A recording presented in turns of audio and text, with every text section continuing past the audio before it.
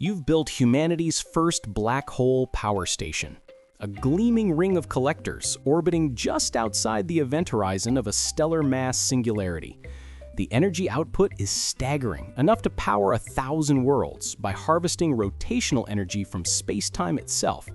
Your engineering team celebrates as the first petawatts flow into the grid. Then the navigation AI reports a 0.003% drift in orbital position. 0.003%. In the crushing gravity well of a black hole, that's the difference between harvest and annihilation.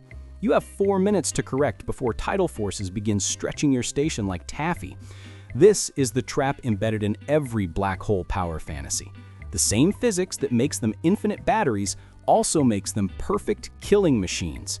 You're dancing on the edge of a gravity well so steep that space-time itself warps into a funnel, and your dance floor is exactly 11 kilometers wide. Outside that margin, you can't extract enough energy to justify the infrastructure. Inside it, the tidal gradient, the difference in gravitational pull between your station's inner and outer edges, reaches forces that tear molecular bonds apart. Your habitation ring, 300 meters across, experiences a differential pull of 6,000 gravities from top to bottom. The structural supports scream as they flex.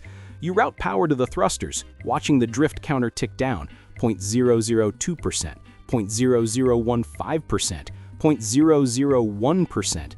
Every correction burns fuel you need for the next crisis. You engineer stronger materials as your first line of defense: carbon nanotube weaves, neutronium-laced alloys, force field reinforcement that costs more energy than some planets produce. The new station can withstand 10,000 gravities of differential stress. You deploy it confidently. 3 months later, a micrometeorite impact knocks out thruster cluster 7. The station begins a slow tumble, and in a tumble, different sections experience different gravity vectors as they rotate through the tidal gradient. Your miracle materials handle linear stress beautifully. They shatter like glass under rotational shear.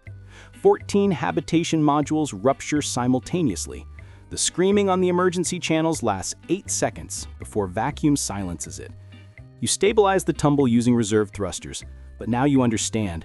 It's not about building stronger, it's about maintaining perfect position in a universe that allows no perfection.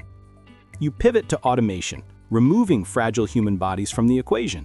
The new station is pure machinery, AI-controlled, self-repairing with redundant systems stacked 6 deep. No more screaming, no more coffins floating in the dark. The machines can handle micro-corrections 1,000 times per second, responding to gravitational fluctuations faster than human reflexes ever could. For 2 years, it works flawlessly. Then you discover what the black hole's accretion disk has been doing to your systems. Superheated plasma spiraling into the singularity generates X-rays and gamma rays that's sleeting through your electronics like invisible bullets. The radiation hardening helps, but every chip still accumulates damage. After 18 months, fault rates climb. The AI starts making errors. Tiny ones at first, then cascading failures as corrupted systems issue bad commands to other corrupted systems. You watch helplessly from the command ship as your perfect machine tears itself apart through 1 million microscopic failures happening simultaneously.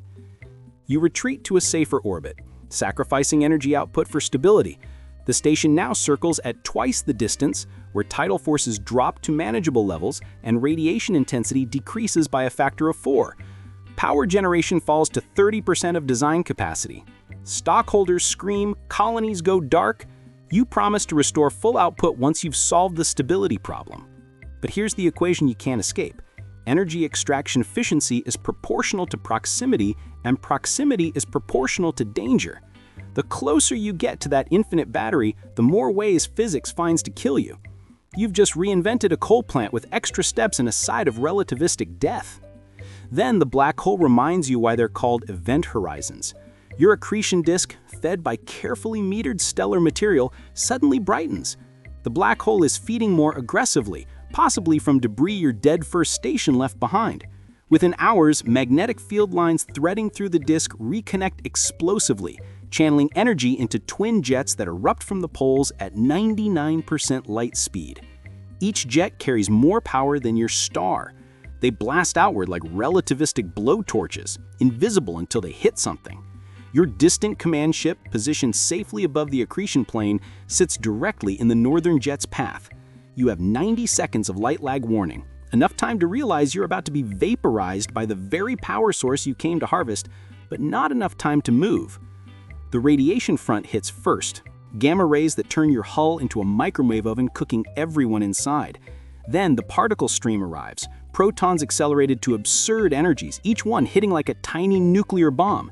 Your shields, designed to handle stellar radiation, don't even slow it down.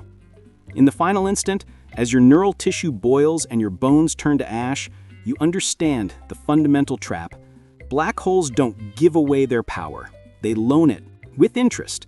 And the foreclosure always comes due in blood, fire, and radiation hard enough to sterilize everything within a light year. The jets keep burning for 3 weeks, erasing your entire operation, stations, ships, supply depots, the colony you were supposed to power. All that remains is a cone of sterile space and the black hole, spinning serenely, waiting for the next civilization to think they can tame infinity.